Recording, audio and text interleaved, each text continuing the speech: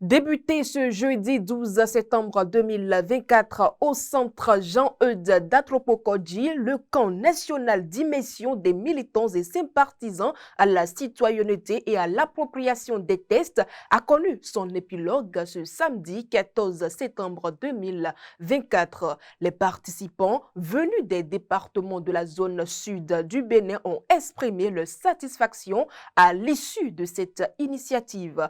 On fait le point avec Amanda Esmeralda Daké.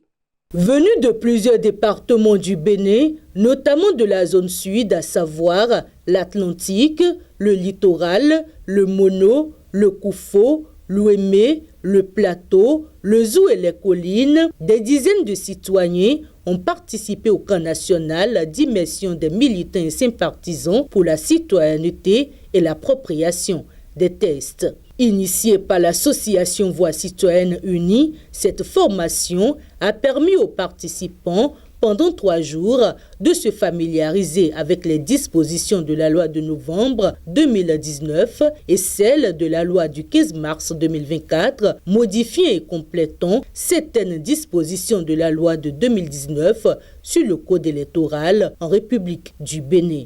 Ils ont également abordé les questions liées à l'observation des élections par les organisations de la société civile ainsi qu'au développement local. C'est le code électoral qui regroupe les dispositions par rapport aux élections.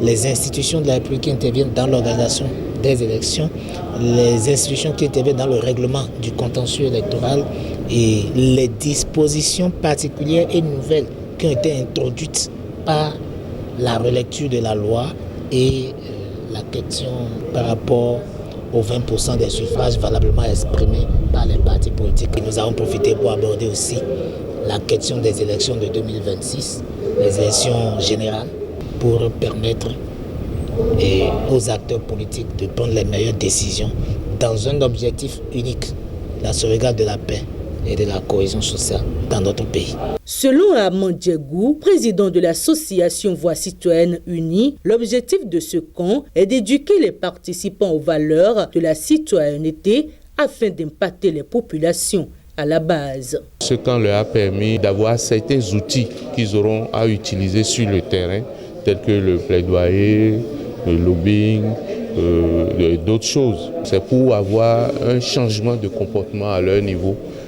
Par la suite. Donc maintenant, eux, ils ont le changement de comportement et ils vont faire répertorier ça sur les militants à la base. Désormais outillés pour participer au débat citoyen sur des enjeux nationaux, les participants ont témoigné de l'utilité de cette initiative.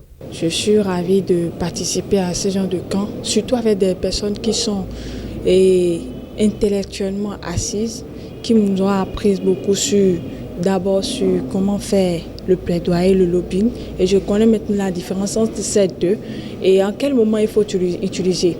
Et maintenant, je sais ce pourquoi vraiment et le vécu a été fait. Ça nous a permis de comprendre d'abord le rôle que nous avons en tant que citoyens et membres de la société civile, de comprendre ce rôle et de savoir aussi les apports que nous avons apportés pour que les trucs marchent mieux dans la gouvernance.